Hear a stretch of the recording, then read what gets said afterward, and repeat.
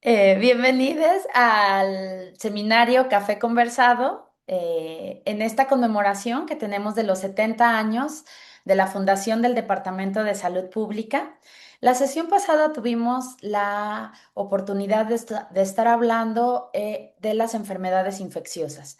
En esta segunda sesión invitamos a un par de voces reconocidas en la salud infantil. Está conmigo como coordinadora y como entrevistadora la doctora Jenny Vilchis. Te agradecemos, doctora, que hayas aceptado la participación y si gustas presentarte y presentar a nuestros ponentes, te daríamos la palabra. Muchas gracias, doctora. Sí, antes que nada, pues gracias por esta invitación.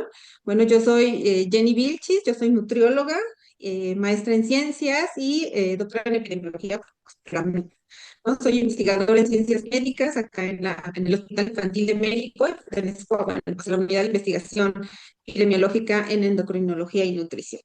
Y bueno, soy profesora también de allá de la Facultad de Medicina, tanto de la licenciatura en medicina como en nutrición. Y bueno, pues les presento a los doctores que están con nosotros. Está el doctor Miguel Klunder, él también es nutriólogo por la Universidad Veracruzana, es maestro en ciencias en epidemiología y doctor en ciencias en epidemiología por la UNAM. Fue subdirector de investigación, actualmente es investigador en ciencias médicas aquí en el Hospital Infantil de México, Federico Gómez, que es Instituto Nacional de Salud, y es profesor y tutor de maestría y doctorado del programa de ciencias médicas de la UNAM. También en un momento se conectará el doctor Daniel Ernesto Noyola Chapitel, que él es médico cirujano y doctor en ciencias biomédicas básicas por la Universidad Autónoma de San Luis Potosí, con especialidad en pediatría y infectología pediátrica realizadas en la Universidad de Connecticut y Baylor, del College of Medicine. Actualmente es profesor investigador en la Facultad de Medicina de la Universidad de San Luis Potosí y dirige el Centro de Investigación en Ciencias de la Salud y Biomedicina. Muchas gracias por la presentación, doctora Jenny Vilchis. Y bueno, pues ya nos dijo un poco de la trayectoria. Damos una pequeña semblanza de los investigadores. Sabemos que sus trayectorias son sumamente amplias, pero les preferimos dar la voz para que podamos escuchar lo que han hecho en sus investigaciones. Como nos nombraba la doctora Jenny, el doctor Klunder ha tenido una amplia investigación, por ejemplo, en lo que tiene que ver con la obesidad infantil. Sabemos que las enfermedades diarreicas y respiratorias han sido uno de los focos en la investigación de salud infantil, pero también en el entorno actual, con las determinantes sociales y los factores estructurales que tenemos en nuestro país, hay un escenario de obesidad que es aún es alarmante. Entonces, ¿qué nos pueden contar de este escenario, doctor Klunder? Muchas gracias por la invitación y por la presentación. Pues efectivamente tenemos todavía muchos problemas de infecciones, tanto de vías respiratorias como de diarreicas, que no se han logrado resolver en nuestro país, y muchos otros problemas de malnutrición. Y uno de los grandes problemas de malnutrición es el que se da por el exceso. Y por exceso, pues se ve reflejado en lo que conocemos como sobrepeso y obesidad, que como seguramente la mayoría hemos escuchado, nuestro país es uno de los que tiene las tasas más altas en este problema de salud. Y en este contexto, nuestro grupo de trabajo ya tiene muchos años trabajando alrededor de él, de cuáles son las causas, cuáles son las consecuencias. Y también estamos tratando de combatir este problema mediante diferentes esfuerzos que se han realizado, diferentes estrategias que se han hecho desde la educación, eh, vía presencial y utilizando nuevas herramientas como son la educación a distancia o la utilización de aplicaciones para contender con este problema de salud. El problema es muy grande, como mencionaba, desafortunadamente desde edades muy tempranas, principalmente la edad escolar, niños de 6 a 12 años, son los que presentan la velocidad de aumento en este problema más acelerado y son los que más altas tasas presentan, por supuesto. Después en la vida adulta, sabemos que alrededor del 70% tiene sobrepeso, obesidad, pero este problema empieza desde edades muy tempranas. Y en ese contexto es en el que hemos estado trabajando de sobrepeso y obesidad sin abandonar un tanto otros problemas que acompañan a este problema. Hemos detectado que también los niños con sobrepeso y obesidad no solamente tienen exceso, también tienen deficiencia de algunos minerales principalmente. Hemos encontrado que hay niños que aún cursan con talla baja, pero tienen sobrepeso, obesidad. Y por supuesto, todas las consecuencias metabólicas que ya conocemos. Actualmente hay muchos niños con sobrepeso, obesidad, niños en edad escolar, que presentan enfermedades que antes creíamos exclusivas de la etapa adulta. Tenemos niños con diabetes tipo 2. Yo me acuerdo cuando yo estudié hace más de 25 años, el libro decía, o sea, diabetes tipo 2 es aquella que aparece después de los 40 años, ¿no? O sea, aquí tenemos niños de 10, 12, 13 años con diabetes tipo 2, hipertensión arterial, dislipidemias, etcétera. Entonces es un gran problema que se ha atacado desde diferentes ángulos y lo único que hemos alcanzado en nuestro país es a detener la velocidad de crecimiento del problema, pero no hemos logrado abatir las cifras a las que ya hemos llegado. Ok, muchas gracias. Sí, efectivamente es un panorama poco alentador, ¿no? O sea, porque decías, bueno, hace 25 años que yo estudié, no estudiábamos que la diabetes pudiera estar en este grupo poblacional. No se esperaba y no se, eh, por lo tanto, si no se determinaba este problema, obviamente tampoco había tratamiento para eso, ¿no? Y hay como una complejidad en torno a la obesidad, porque como decías, también hay deficiencias, también hay malnutrición, también hay falta de algunos elementos que son importantes en esta etapa de crecimiento. Nombrabas, por ejemplo, que son niños escolares de 6 a 8 años. A mí me gustaría saber por qué específicamente en este rango de edad y no en etapas más tempranas o más tardías. Yo decía en etapa escolar de 6 a 12 años, no sé si dije, pero hemos estudiado, por supuesto, a los grupos en las diferentes etapas de la vida. Y por supuesto que aparece el problema desde antes y malos estilos de vida, etcétera, etcétera. Pero donde vemos que empieza realmente a surgir la mayor cantidad de niños con este problema de salud, sobrepeso y obesidad es a partir de que ingresan a la primaria. Y de ahí para adelante la velocidad de crecimiento del sobrepeso y la obesidad es exponencial, ¿no? Alcanzamos cifras que no son sostenibles para los sistemas de salud y Claro. cifras que va a ser un problema más adelante para esos niños con todas estas consecuencias relacionadas al exceso del peso. Y precisamente es en la etapa escolar donde vemos que hay una mayor aceleración de esto. Sí, los adolescentes tienen problemas de sobrepeso y obesidad, pero la velocidad con la que aumentan no es tan grande y ya después en la etapa adulta pues se duplica este problema. Claro. Muchas gracias. Doctor Daniel Noyola, no sé si me escuche. Buenos días. Bienvenido, Doctor, buenos doctor días. Daniel Noyola. Mucho gusto.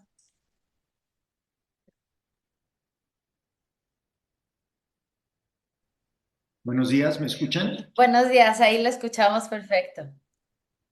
Sí, hola, ¿qué tal? Buenos días. Buenos días, mucho gusto en conocerle.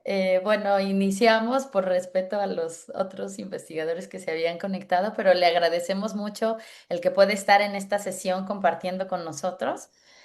Se perdió un poco la presentación de la doctora Vilchis y el doctor Miguel Glunder, pero bueno, en general ambos, todos son investigadores del área de la salud infantil, que es lo que nos convoca en esta sesión. Y hablábamos un poco en la temática principal de las líneas de investigación del doctor Glunder. Sé que usted tiene investigaciones en torno a las enfermedades infectocontagiosas. Así De, es.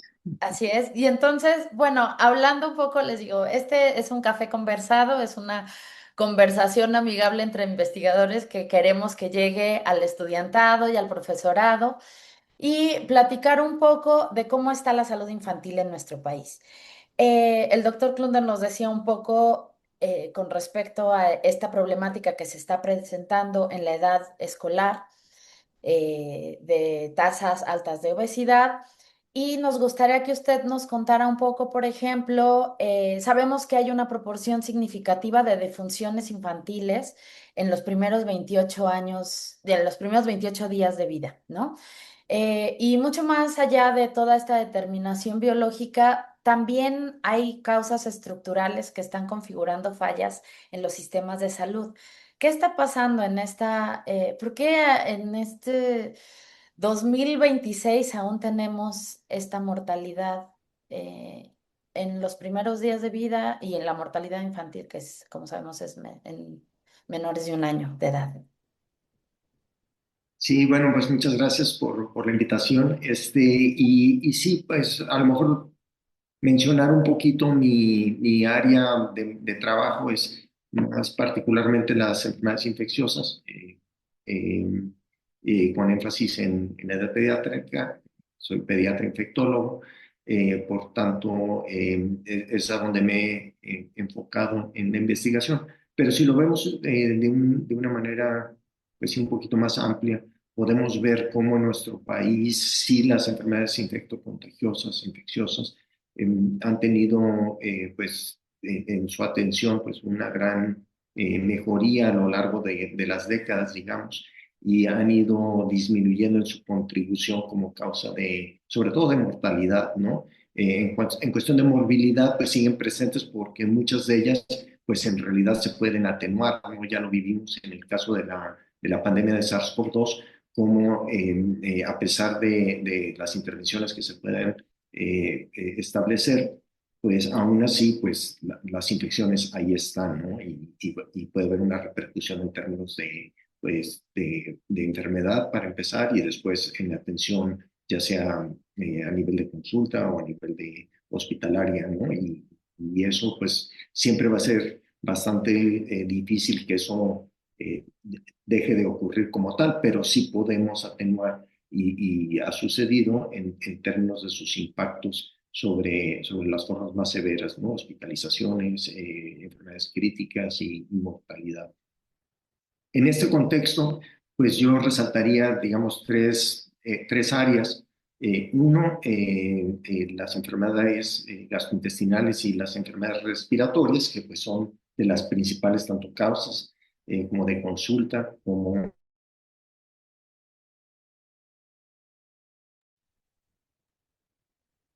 Ahí se nos cortó por ahí el doctor.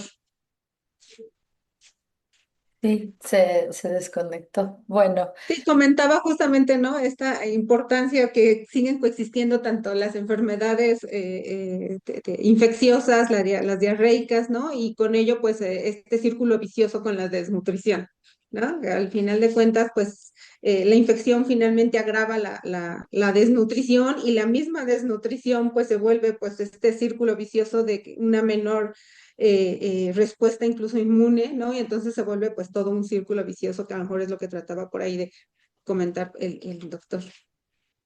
Y que bueno, parte en estos contextos de pobreza, ¿no? Que pues aún en México siguen existiendo, pues al final estas condiciones pues resultan incluso posiblemente en un acelerado o mayor elevada mortalidad pues, infantil. Eh, bueno, doctor, regresamos con usted, doctor Blunder. Eh, Seguimos, bueno, mencionábamos justamente que la obesidad, ¿no? Mucho se ha atribuido, pues, antes a decisiones justamente personales o individuales, ¿no? Pero ahora, pues, realmente se ha visto más como estas barreras estructurales de la obesidad que enfrentan las familias mexicanas. No solamente es una decisión individual de tener o no obesidad, sino, pues, todo este entorno obesogénico en el cual pues estamos inmersos, ¿no? Y los niños, pues sobre todo. Y ¿qué otras barreras, ¿no? ¿Qué barreras de estas a nivel estructural podrían entonces estar como justamente, pues alterando justamente este estado de salud de los niños, ¿no? O qué además, o sea, además de estas decisiones personales, ¿qué barreras como a nivel estructural podrían estar afectando? Ok, excelente pregunta. Hay muchísimas barreras al respecto de este problema. Y lo principal es que desde hace mucho tiempo, nuevamente nuestro grupo de trabajo, tú lo compartes, y muchos de los que trabajamos juntos, hemos visto que al principio y todavía persiste mucho de eso, que el sobrepeso y la obesidad se ha tratado de enfrentar desde un problema médico, ¿no? Totalmente. Sin embargo, el problema de la obesidad no recae en el médico, en el hospital, en la clínica, en el consultorio. Este es un problema que consideramos social, mucho más amplio, en el cual intervienen muchísimos factores y muchísimos círculos alrededor del que padece este problema. Y si nos enfocamos en lo que estamos, en nuestro tema, que son los niños, alrededor del niño, ¿no? Desde la familia con la que convive, su comunidad, todo el medio ambiente, hasta lo más macro que serían las políticas de salud. Barreras son muchas, difícil cómo aterrizarlas, pero podemos ver que la constante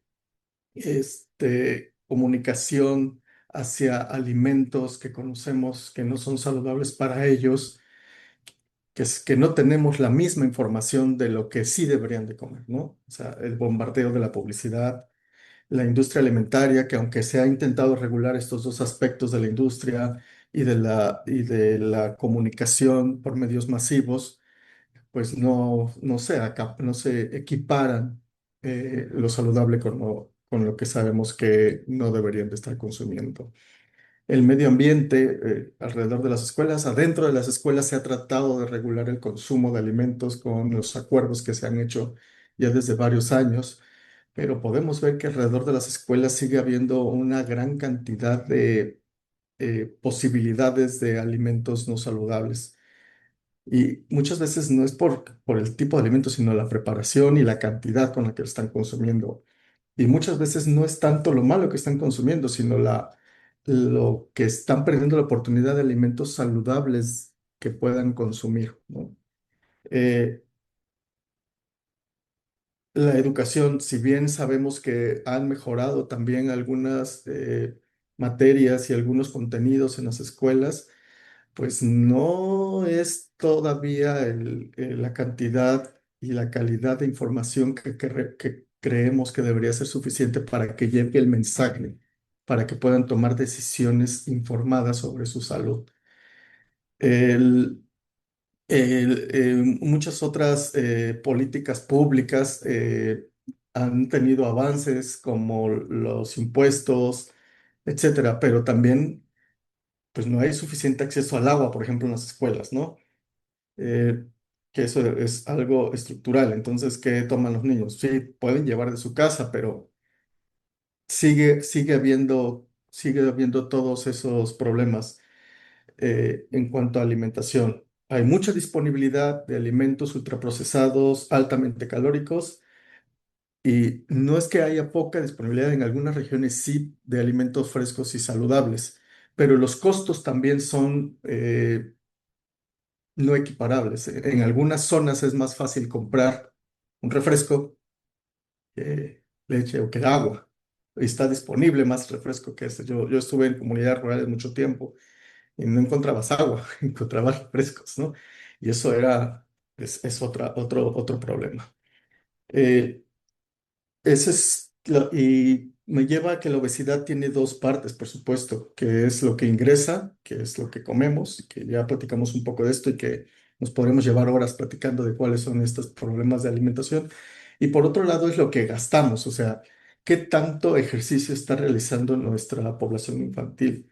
Y vemos que no cumplen con las recomendaciones de la OMS. Y eso también tiene que ver con que no hay suficientes espacios, o no hay suficiente seguridad, o no hay suficiente tiempo, y que es más fácil que las familias le den una pantalla al niño y entonces desde la edad preescolar, escolar, adolescentes están muchísimas horas frente a pantallas, que ese es otro gran problema. La barrera es al acceso probablemente a actividades recreativas que lleven consigo movimiento, como caminar, bicicleta, saltar, salir a jugar la pelota, etcétera.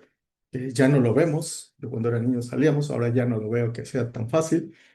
Y el cambio por esta diversión sedentaria, ¿no? Esta manera de recreativa frente a una pantalla que no nos lleva a que gasten energía los niños y por supuesto que aumenten su índice de masa corporal y nos lleva a la obesidad, al problema. Entonces, son muchísimas cosas y nuevamente es un problema que debemos atender todos. Por supuesto, el sector salud debe de estar involucrado, pero el sector educativo también tiene que estar ahí, las políticas públicas tienen que estar ahí, el sector privado tiene que estar consciente y la comunidad en general tiene que ser muy receptiva de estos mensajes y de ser consciente de que eso es un problema de salud, porque también la comunidad no percibe en muchas de las ocasiones que la sobrepeso y la obesidad es un problema, así como en algunas comunidades donde la desnutrición es muy grande, no perciben que la desnutrición, la anemia sea un problema, tienen otros problemas de cómo conseguir dinero, qué van a comer mañana. En el ámbito más urbano, si tú le preguntas muchas veces a la mamá, no identifica que el sobrepeso y la obesidad sea un problema y que les va a llevar otros problemas de salud, ¿no? Entonces, falta de educación a lo mejor, percepción, normalización de la figura, son muchos de los temas que aún nos falta por atender desde todos los ámbitos nuevamente, no nada más el nutriólogo, el médico, etcétera, no, desde todos los ámbitos tenemos que atacar todos estos puntos. No sé si te contesté a la pregunta, eh, pero creo que hay mucho de esto y mucho de esto va a hacer que toda la sociedad en su conjunto tenga que generarse. No me gusta mucho la palabra políticas públicas porque pues muchas se quedan en el papel, ¿no? Pero tenemos que escribirlo para saber hacia dónde tenemos que caminar con todos estos puntos que debemos de tener en cuenta para poder llevar a nuestra sociedad hacia una alimentación y actividad física más saludables y que con esto podamos en algún futuro tener una reversión de las altas tasas de sobrepeso y obesidad que aquejan a nuestra población infantil principalmente. Sí, exactamente, ¿no? Pues sí, bien como tú decías, pues en México pues sí se están desarrollando pues sí diversas políticas públicas, ¿no? Pero pues finalmente tienen que también evaluarse si realmente están funcionando o no están funcionando, ¿no? Para justamente mejorar pues el estado de salud, bueno, en primera el estado de la alimentación, el estado de salud y en un futuro pues verse justamente reflejado en este caso en la prevalencia de sobrepeso y obesidad. Y como bien decías, bueno, la comunidad para el desarrollo de todas estas estrategias y de políticas públicas, pues tiene que estar, la comunidad pues debe ser participativa, ¿no? Sí, desde el diseño de las intervenciones, ¿no? La implementación, la evaluación de las intervenciones, pues sí, la comunidad pues debe estar ahí siempre inmersa y participando en su desarrollo. Ahora que hemos trabajado algunos estudios en las escuelas, en escuelas primarias de aquí de la Ciudad de México, incluso, bueno, hemos visto, ¿no? Hemos evaluado, por ejemplo, el lonche escolar de los chicos Y bueno, dentro ahora las políticas públicas es esto de las acciones de la salud pública, pues ha sido justamente eliminar los productos ultraprocesados en las escuelas, ¿no? O sea, ya no se pueden vender. Pero hemos evaluado justamente estos alimentos en las escuelas y hemos encontrado justamente esa parte de que los alimentos ultraprocesados pues vienen desde los hogares, ¿no? No lo que se vende, bueno, parte de lo que se vendía en las escuelas, pero muchos de estos productos ultraprocesados, ¿no? Pues vienen desde los hogares. Entonces ahí hace falta todavía desarrollar intervenciones justamente en estos aspectos, ¿no? Aspectos desde el hogar. Em, no sé, doctora, si tiene Sí, alguna otra pregunta. Ajá. sí, yo escuchando un poco todo lo que decían ambos, ¿no? Y pensando un poco en nuestros estudiantes y profesores del Departamento de Salud Pública, y pensando un poco en esta conmemoración de los 70 años de hasta dónde llega la salud pública y cómo podemos tejer distintos sectores, ¿no? Porque pensando en estas políticas públicas intersectoriales que nombraba muy claramente el doctor Klunder. O sea, yo pensaba, bueno, si Miguel decía, no es un problema específicamente médico que se resuelve en los consultorios, pero estamos formando al estudiantado para que pueda atender problemas de obesidad y de desnutrición y de diabetes y en casos complejos y en comunidades complejas. Y como decía, bueno, van a una comunidad y no hay agua, pero sí hay refrescos y toda esta complejidad que hay en los hogares mexicanos donde los alimentos son ultra procesados, estas intervenciones que sirven un poco paliativamente y a veces sí sirven para mejorar algunos estándares de alimentación, etcétera, pero sabemos que, por ejemplo, la publicidad, el foco de la publicidad es la mercancía y es vender los productos y ahí está, no está el interés de la salud, de la salud pública como bien. Y esta publicidad, pues también hay un grupo de investigación en la UAM que lo ha visto, la publicidad que tienen, los horarios en los que pasan las infancias viendo la tele, es mucho más enfocada a ellos y a ellas.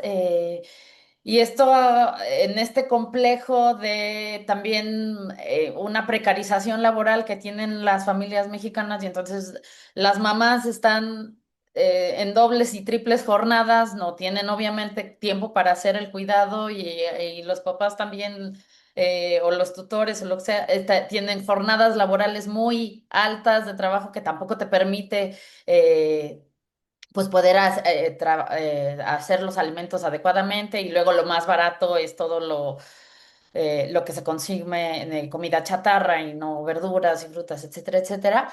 ¿Qué les podemos enseñar a nuestros estudiantes y a nuestras estudiantes de los casos que van a tratar ante este problema complejo? ¿Y cómo hacerle frente a estas grandes empresas que están en contra de la salud, como sabemos, y que es muy difícil ante todo este amplio escenario que nos decía Miguel Klunder, ¿no? Y que tú también complementabas, Jenny. Pues me voy a regresar un poco a lo que decía Jenny, pero tiene mucho que ver con esto, ¿no? Tanto las políticas de salud como los programas de salud pública, creo que ambas y van de la mano, pueden estar diseñadas perfectamente en base a los libros, en base al conocimiento y pueden tener muy buena intención. Pero si no se oye a la comunidad, hay algo que se llama investigación formativa. Si no estamos con los que integran a la comunidad, si no vemos los saberes de esa localidad, de esa comunidad que vamos a atender, si no escuchamos a las prácticas que ellos tienen, cómo se organizan, son sus necesidades reales, si no tenemos esa comunicación intercultural, si no respetamos su manera de organizarse y su manera de sus conocimientos, entonces vamos a fracasar, ¿no? O el impacto de la política o del programa de salud comunitaria no va a tener el impacto que uno esperaría, ¿no? Hay cosas muy puntuales, por supuesto. Si yo voy y cloro el agua, porque sé que ahí hay un poco de infección, se va a acabar, ¿no? Pero el problema de la obesidad no es eso, no es darles una pastilla y se les quita la obesidad, ¿no? Son cientos de variables y cientos de actividades que hay que hacer. Y muchas de esas actividades van a implicar que la comunidad las lleve a cabo. Entonces, nuevamente, tenemos que nosotros, si queremos diseñar, tu pregunta fue, a los chicos de salud pública, ¿van a atender este problema a nivel comunitario o de salud pública? Pues tenemos que estar conscientes de que cada comunidad es diferente, así como cada individuo es diferente, con sus problemas, con sus necesidades, con sus prácticas, con sus saberes, con su manera de percibir el problema al que nosotros queremos atacar. Entonces tenemos que integrarlos para poder juntos llegar a soluciones que impacten en el problema que queremos atender. Entonces, necesitamos estar ahí presentes, tener coherencia, escucharlos, ser receptivos, diseñar la mejor manera y que sea sostenible para ellos, ¿no? Y bueno, y ustedes que han estado en este campo de investigación, ¿qué tanto se integran estos diagnósticos comunitarios participativos que recogen los saberes, que recogen las formas culturales, etcétera, etcétera? ¿Qué tanto se integran en las políticas públicas y cómo se integran? Pues te diré que desde el punto de vista de nosotros de investigación, es poco lo que se hace. Sí, sí hay esfuerzos y sí hay estudios en los que se han hecho esta integración. Y hay estudios en los que han sido de múltiples componentes, tratando de atacar desde múltiples eh, puntos de vista este problema. Y es cuando a nivel internacional uno puede revisar la literatura en el que si se integra a la comunidad para atender el problema de salud y si aparte se hace desde múltiples puntos de vista, desde múltiples componentes, los resultados son mejores, aunque a la fecha sigue sin existir una solución única. Y por lo mismo que platicamos, por esta pluralidad que hay entre las personas, entre las comunidades, entre las necesidades y entre la percepción de los problemas, etcétera. Entonces, no es lo mismo que yo vaya a tratar de atender la obesidad en Campeche, que si voy a ir a Sonora, que si voy a ir a Veracruz, a Oaxaca.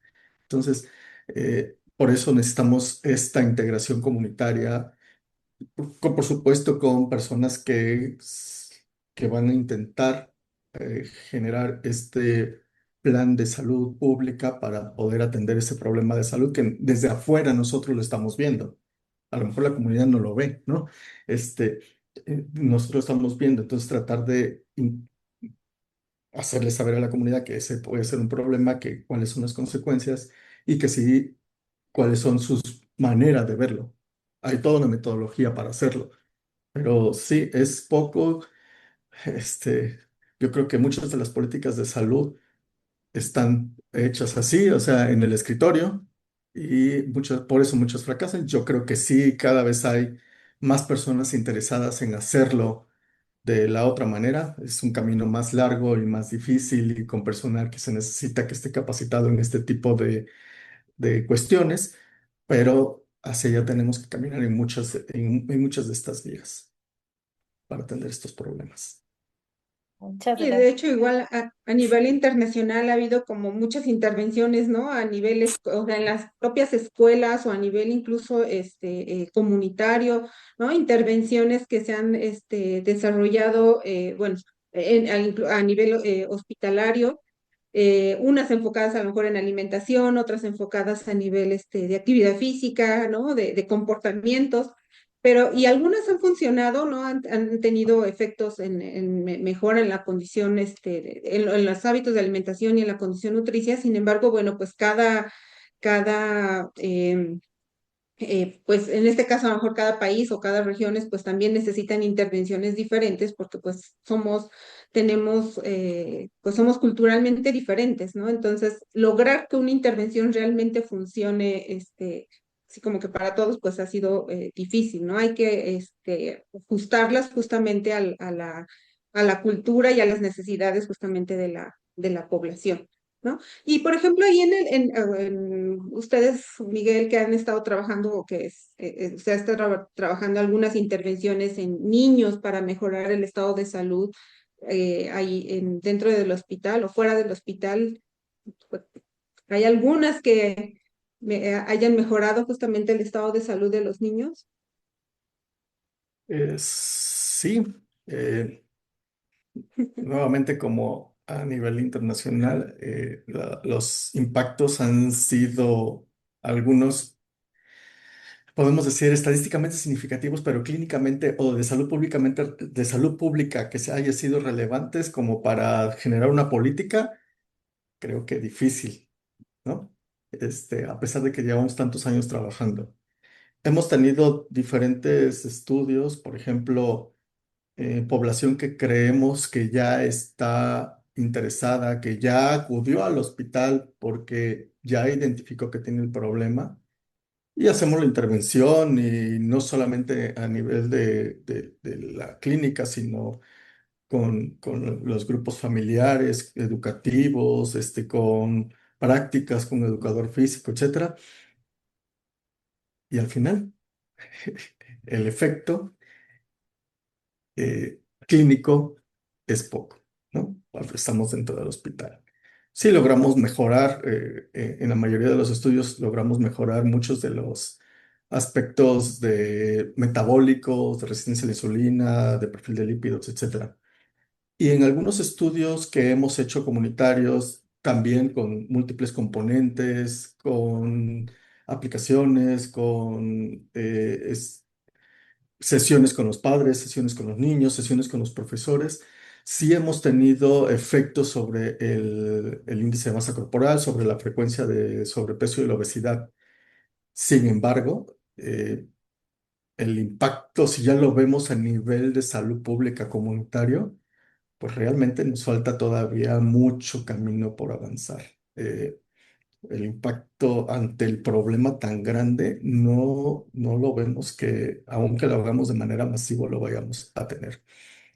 Ejemplos de ellos son a nivel nacional, esto del etiquetado que ya habíamos comentado, lo del impuesto a las bebidas, un intento de hacer mayor divulgación de una alimentación saludable, de tomar agua, de la comida en las escuelas. Pues lo que se logró con estas grandes políticas nacionales fue detener el crecimiento del problema. Hasta el momento, después de varios años, no se ha visto que vaya en retroceso. O sea, a lo mejor en alguna otra encuesta se ven 1 o 2 puntos porcentuales por abajo el problema, pero seguimos muy, muy alto. O sea, se ha logrado detener y eso ya es ganancia, pero revertir el problema todavía nos falta.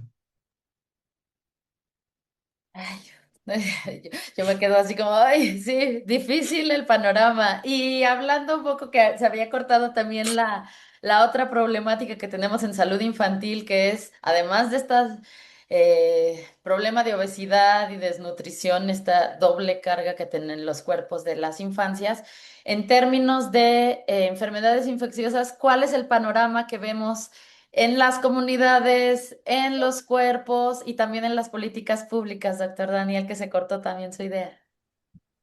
Sí, aquí con una disculpa que se recortó la comunicación, pero retomando lo que yo comentaba anteriormente y decía yo el enfoque en las enfermedades infecciosas y básicamente 3 puntos, ¿no? Decía yo las enfermedades gastrointestinales, infecciones gastrointestinales, las infecciones respiratorias, obviamente que lideran como un problema de atención a la salud. Y en tercer término, pues mencionaría justo las enfermedades prevenibles por vacunación.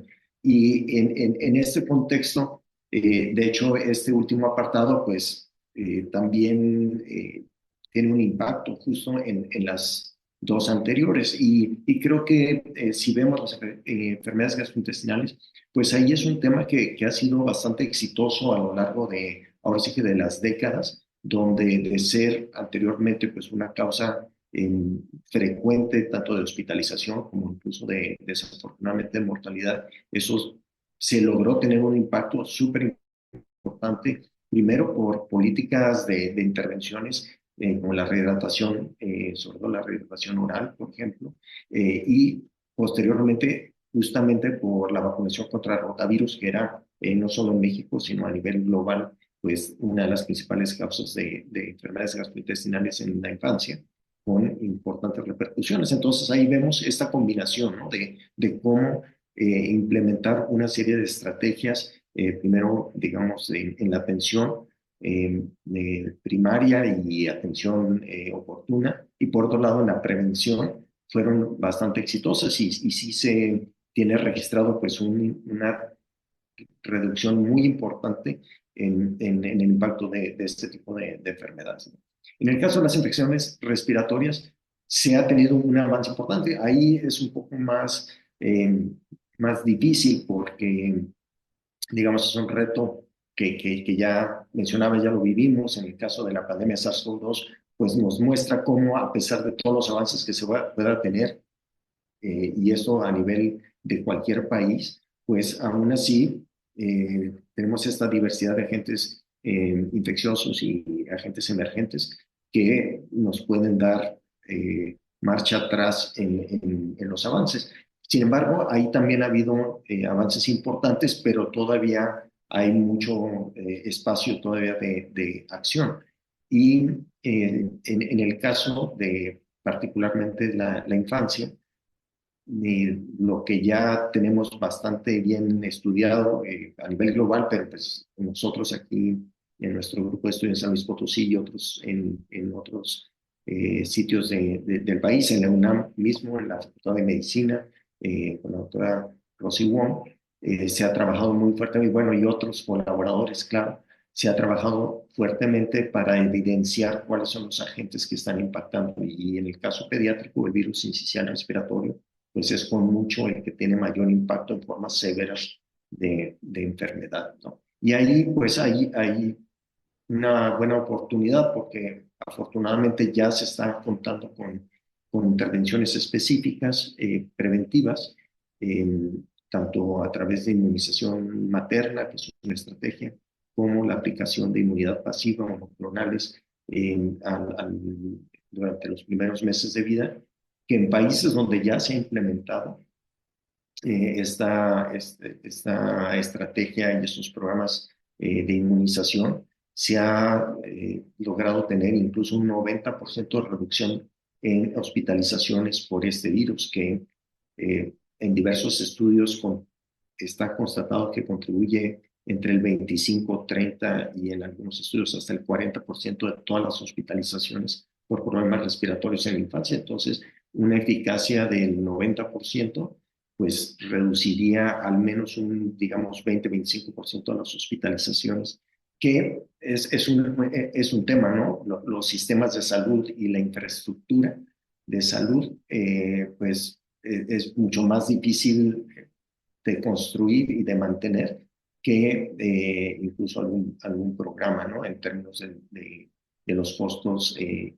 implican, ¿no?, tener infraestructura hospitalaria en todos los rincones del país. Y eso, justamente hablando de enfermedades respiratorias, justo publicamos un análisis de un largo periodo de tiempo de mortalidad, específicamente por problemas respiratorios en la infancia, mortalidad infantil, y justo se ve estas diferencias regionales que en parte ya se hacía mención, ¿no? Es evidente que tanto desde el punto de vista social, cultural y también de la infraestructura de salud, hay una gran diversidad, y vemos claramente que en estados del norte del país pues, los impactos en mortalidad por problemas respiratorios son menores. En el sur, en general, digo, hablando de manera, hay las particularidades, se puede revisar, pues ahora sí que estado por estado, e incluso al interior de los estados, qué regiones están afectadas más, pero sí hay una diferencia importante. Y creo que ahí, para como cerrar y para complementar, pues está el tema de la vacunación, porque justamente estamos viendo hoy en día bueno, en todo lo que va del último año, el tema específicamente de sarampión que nos ilustra, por un lado, los grandes avances de vacunación y cómo cuando estos faltan, cómo se tiene un retroceso. Entonces, hoy en día el gran reto en este sentido es fortalecer estos programas de vacunación porque podemos ver cómo, decía yo, que en el caso de las infecciones respiratorias, no sé, el norte del país es un sitio donde hay una mortalidad menor por infecciones respiratorias que en la infancia que en el sur. Sin embargo, podemos ver cómo el brote de sarampión, que ahora estamos viendo que ya de manera generalizada en el país, pues da inicio en el norte, en Chihuahua, y entonces vemos que esto tiene que ver con áreas de oportunidad de fortalecer los programas de vacunación, ¿no? Entonces creo que es un área que México tenía una gran fortaleza durante décadas por diversos motivos y no son exclusivos de México, eso lo vemos que estos brotes de sarampión están ocurriendo pues a nivel global en países de Europa, en los Estados Unidos, en Sudamérica y en nuestro país. Entonces, por diversos motivos, los programas de vacunación han perdido algo de su fortaleza y es un punto que definitivamente habría que trabajarlo y que da una oportunidad de tener un impacto muy importante en salud para nuestros niños.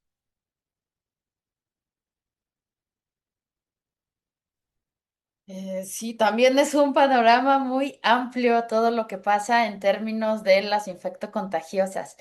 Al principio nombraba como, sí hay como una ventaja en torno al tratamiento, ¿no? Porque tenemos las vacunas, tenemos los medicamentos y todo, pero en una realidad también compleja como en la que tenemos en México, como usted decía, bueno, las regiones son muy distintas y las condiciones también son distintas.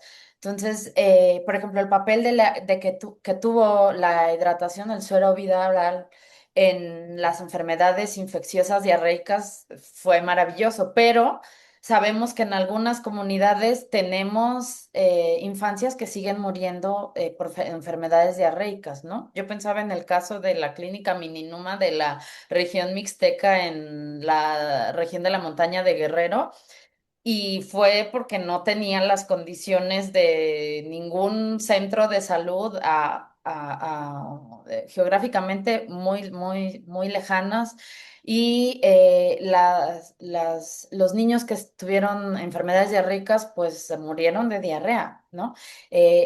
Algunas implementaciones tan básicas como son la hidratación oral a veces no es un elemento que los médicos o médicas que están en comunidades, ante este alejamiento comunitario, puedan dar una solución tan sencilla, ¿no?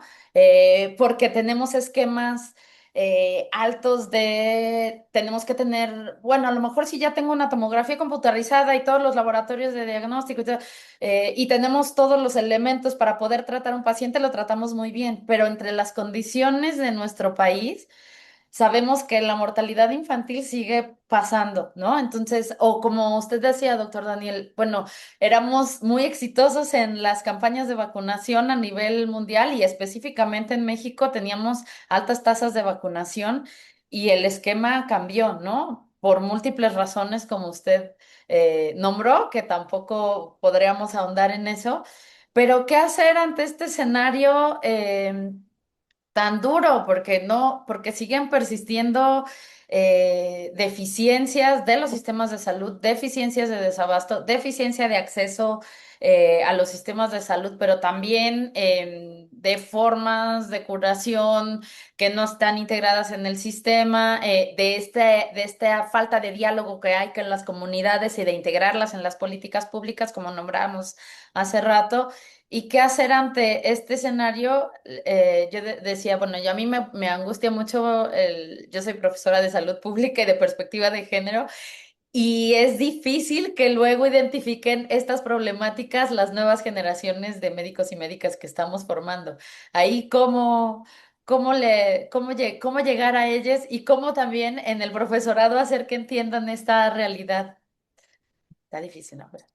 Sí, bueno, sí, sí es un reto y es complejo, ¿no? Porque justo hay estos elementos que desafortunadamente pues no hay una solución, digamos, mágica, ¿no? Y creo que uno de los aspectos puede ser esta idea que algunas personas quisiéramos tener de decir, a ver, tengo una intervención sencilla, puntual, como aplicar una vacuna, y ya con eso queda resuelto el problema. Es una parte fundamental, es una parte muy importante, pero no es una intervención que por sí misma vaya a poder resolver todo esto, porque además tiene que ser sostenido a lo largo de, tanto geográficamente en todo el territorio, y por otro lado a lo largo del tiempo. Pero creo que en parte sí es un poquito el resultado del éxito, y justo lo vemos en el caso de enfermedades como el sarampión, o algunas otras enfermedades prevenibles por vacunación, como digamos la polio, ¿no? Donde hay muchos médicos que no han, y la población en general, además, que digamos sarampión, antes de que ocurrieran estos brotes, pues había muchos médicos que nunca han visto, o todavía hay muchos médicos que nunca han visto un caso de sarampión. Y hay muchas personas que nunca se han enfrentado en su familia o en su entorno a casos de sarampión, gracias a lo exitoso que habían sido las campañas y los programas de vacunación en general. Y entonces se pierde la relevancia de esto, es decir, ¿para qué vacunar si es algo que pues casi no existe? Bueno, no existe gracias a la vacunación. No es que no haya casos de manera, digamos, espontánea. Y entonces, en parte hay esta situación, ¿no? Que incluso la gente ha perdido la, pues, la conciencia de que esto es gracias a las vacunas. Los que sí tuvimos eh, el momento de haber visto casos de sarampión, de epiglotitis, antes que hubiera la vacunación contra hemófilos influenza tipo B, más casos de meningitis, en el caso, por ejemplo, de hemófilos influenza tipo B, o casos de meningitis por neumococo que ahora se han reducido por la vacunación, pues vemos la diferencia y vemos la importancia de esos esfuerzos, ¿no? Entonces, si bien creo que es muy importante la vacunación porque es una estrategia que es muy efectiva en general, varía de organismo en organismo, obviamente, o de padecimiento en padecimiento, pero que además se puede implementar de manera generalizada, y que justamente aquellas áreas que tienen situaciones más desventajosas se benefician ampliamente, o sea, porque justamente puede ser un puente por encima de esa inaccesibilidad a servicios de salud. Pero no olvidemos que sí es súper importante también esa parte, o sea, no se puede olvidar ni dejar de lado que se necesita desarrollar la infraestructura de salud, y tampoco que se necesita tanto al personal médico, y no nada más al doctor, al médico, a la enfermera, trabajadores sociales, todos los que participamos en estas áreas, pero también de la población en general, de manera que de una manera copartícipe se pueda hacer pues este enfoque, y además de manera sostenida, porque regreso. eh, una gran ventaja de las vacunas es que en algunos casos pues administras una o dos dosis, y ya digamos, se previene el problema, pero en muchos otros casos esto es solo una parte, ¿no? Porque la eficacia no es del 100%, porque la inmunidad no es sostenida, y también es importante que la gente en general y los médicos entendamos que es así el caso. Y lo vemos en el caso de SARS-CoV-2, o sea, la gente quisiéramos una vacuna que te administras y ya se resolvió el problema, pero sabemos por experiencia, por otros agentes parecidos como la influenza, que parecidos en el sentido de que producen infecciones recurrentes, de que la inmunidad no es permanente, que el virus va cambiando antigénicamente, etcétera. Entonces, es esto sostenerlo a lo largo del tiempo y en todo el territorio, y sobre todo pues las áreas más desprotegidas, porque es donde, como lo mencionas, pues es donde se ven los impactos más fuertes, ¿no? Las zonas más alejadas, las zonas que no tienen un acceso fácil a los servicios de salud, donde hay que hacer énfasis pero donde justamente más, creo yo, se benefician porque esta inmunización pues va a tener un efecto súper importante independientemente del área geográfica en que se aplique. Pues se nos fue el tiempo rapidísimo, ya vamos a tener que ir cerrando. Esta sesión estuvo muy interactiva en cuanto a dos problemáticas muy importantes que tenemos en la salud infantil. Y para cerrar, me gustaría que nos dieran como una idea general de lo que ustedes crean que es importante respecto a sus propias investigaciones, algo que les ha simbrado lo que han encontrado, porque esa es la riqueza de la investigación, ¿no? Algo que uno en el camino no esperaba, pero que en el camino de la investigación encuentra fascinante y que de ahí se tejen las líneas de investigación.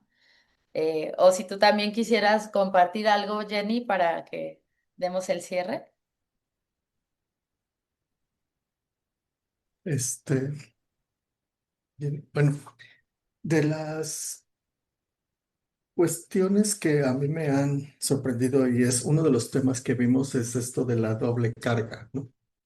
Que muchos le decimos que es la triple carga, ¿no?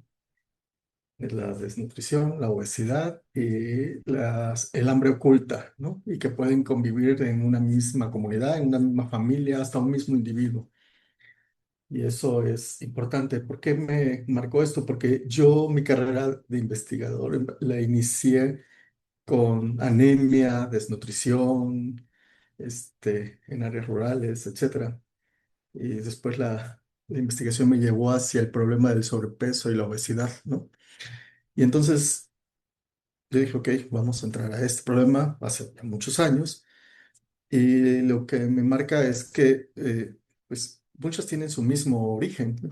Este, y que estaba yo viendo obesidad y de repente ya estoy viendo otra vez el hambre oculta en obesidad. Estamos viendo que los niños nos preocupa que tengan el índice de masa corporal elevado y que ya tengan alteraciones metabólicas, etcétera. Pero esto se va acompañado de deficiencia de vitamina D, deficiencia de magnesio, deficiencia de zinc, deficiencia de muchos micronutrientes y de talla baja. Y que al final, en algunos casos, y depende del momento, los niños que cursan con obesidad desde etapas muy tempranas, su crecimiento se detiene antes por otras cuestiones también metabólicas. Entonces, son dos problemas que podríamos verlo como polos opuestos, pero que están coexistiendo y que conviven y que tienen eh, su génesis en una misma idea que ya platicábamos, ¿no? Y que es estos problemas que los vemos desde el punto de vista clínico médico, pero que son problemas social ambos y que necesitamos el esfuerzo de toda la comunidad y toda la población para poder atenderlos. Y que ambos tienen consecuencias muy, muy importantes y que a largo plazo van a tener y tienen una carga en el sistema de salud, pero también tienen carga en el sistema económico y también tienen carga en la calidad de vida y en la sobrevida y en la sobrevida libre de la enfermedad, etcétera. Entonces, son problemas que no es fácil resolver, que tienen que necesitamos mucho, así como de que la gente vaya a vacunarse, decía el doctor, porque puede estar la vacuna, pero no van a vacunarse. Necesitamos que la gente también esté bien informada, que tome decisiones informadas acerca del cuidado de su salud, que haga, que cambie hacia un estilo de vida saludable, hablando de alimentación, ejercicio, sueño, etcétera, etcétera, y que eso va a poder revertir un poco ambas cosas. Nuestro sistema de salud, creo que, hablando ya en específico, no de toda la sociedad, se ha enfocado tiene como las dos partes, o sea, sí tiene una parte preventiva, fuimos muy exitosos en la vacunación, pero en general el sistema de salud es más hacia lo curativo, ¿no? Buscamos que los hospitales sean de súper alta especialidad y que atendamos la enfermedad. Y yo creo que eso ha hecho que la población evite o se olvide de eso. O sea, nadie va a un sistema de salud o a su médico o a su nutriólogo o a su, lo que quieras, a cuidar su salud. Va a atender la enfermedad. Y entonces no estamos previniendo ni la comunidad ni el sistema de salud. Y eso nos lleva a muchas consecuencias, tanto por exceso como por déficit. Y nos hace falta mucho camino. Y creo que habemos muchos esfuerzos que esperemos que en algún momento se junten y podamos lograr un impacto sobre la salud de nuestra comunidad y de la salud pública. Muchas gracias, doctor Daniel. Sí, pues yo nada más diría brevemente de los diferentes aspectos. Creo que uno que vale la pena subrayar es la, digamos, la comunicación de la mano de, diría yo, educación, y a lo mejor no necesariamente, a lo mejor la palabra no es la más acertada, pero sí de compartir, eh, pues, todos esos conceptos, de forma que la población justamente tenga esta capacidad de manera informada y con información apropiada, participar e involucrarse en la resolución de los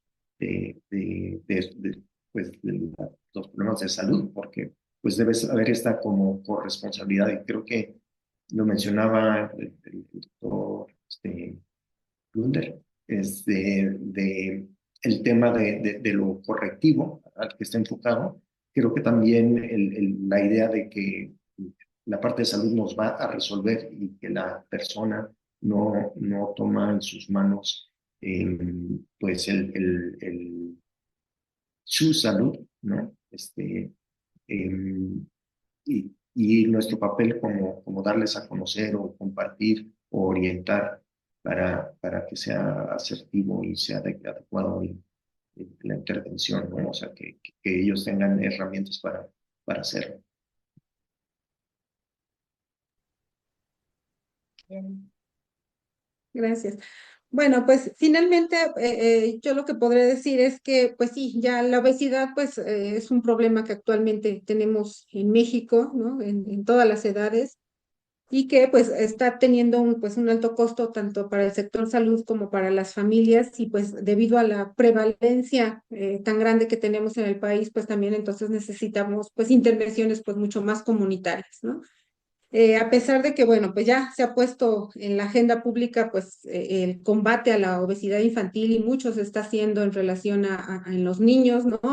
Intervenciones enfocadas a la alimentación escolar, incluso a la lactancia materna, que ya ha mejorado un poco, pues aún sigue como enfoque en donde todavía se tiene que incluir pues algunos otros determinantes, ¿no?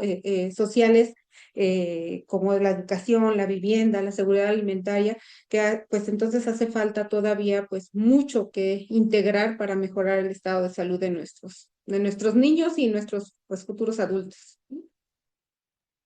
Pues les agradezco mucho a los tres bueno, a los tres la participación en Café Conversado, y que nos hayan compartido un poco de sus perspectivas e investigaciones en cada uno de sus ámbitos. Y pues les invito a que sigan viendo las otras sesiones que tenemos en distintos temas importantes para la salud pública. Muchas gracias. Muchas gracias. Gracias por la invitación. Gracias, Saludos a todos. nuevamente.